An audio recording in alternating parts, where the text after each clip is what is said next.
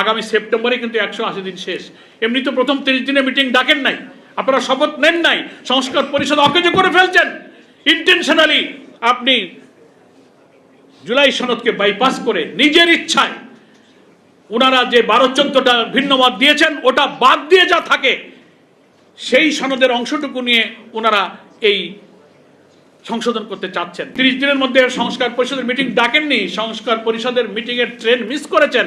আসেন আপনি পার্লামেন্টে বলেন যে হ্যাঁ 30 দিনের টাইমটা তো চলে গেছে, আপনারা আসেন আমরা মিলে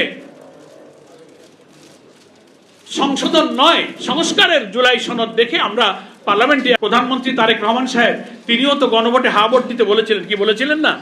বলেছিলেন। তা আপনি নিজে ভোট দিলেন হাতে, তার অর্থ 84টি পরিবর্তনের ব্যাপারে আপনি হ্যাঁ বলেছেন, আইনমন্ত্রীও বলেছেন, স্বরাষ্ট্রমন্ত্রী বলেছেন। এখন নিজের দেওয়া ভোটকে আপনি অস্বীকার করবেন, ইগনোর করবেন?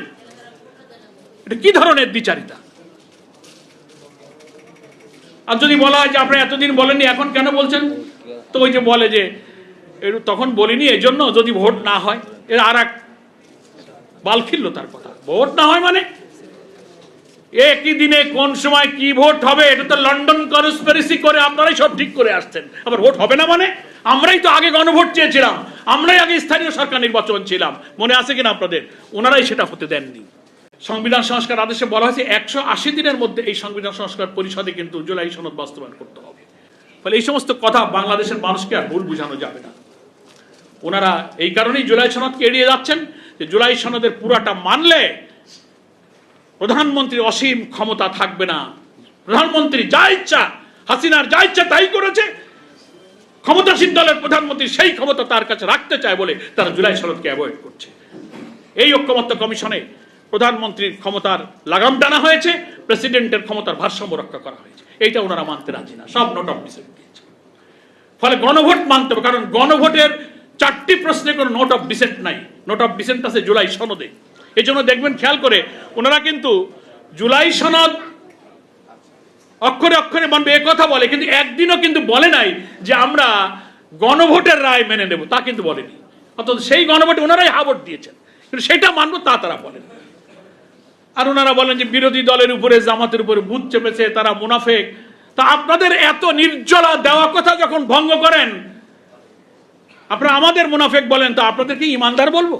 নিজের দেয়া ভোট অস্বীকার করেন, একই সাথে একই মায়ের পেটে জন্ম নেওয়া 2 সন্তানের জাতীয় ভোটটা মানেন, গণভোটটা মানেন না। এটা দ্বিচারিতা হয় না? এটা ইমানদারি হয়? এগুলোর আর না হলে বলেন পার্লামেন্টে এসে দাঁড়িয়ে যে হ্যাঁ আমরা গণভোটে হাতে ভোট দিতে বলেছিলাম, ভুল বলেছিলাম, আসলে আমরা নিজেরা হাতে ভোট দিই নাই। এটা বলেন পার্লামেন্টে, সত্য কথাটা বলেন সাহস থাকলে, কিন্তু আমরা হাতে ভোট দিইনি তাই গণভোট মানি না। চরিত্র কখনো দূর হবে না। এরকম সংবিধানে যারাই নির্বাচনে ক্ষমতায় আসবে তারাই আর একটা হাসিনা হয়ে ফ্যাসিবাদের জন্ম।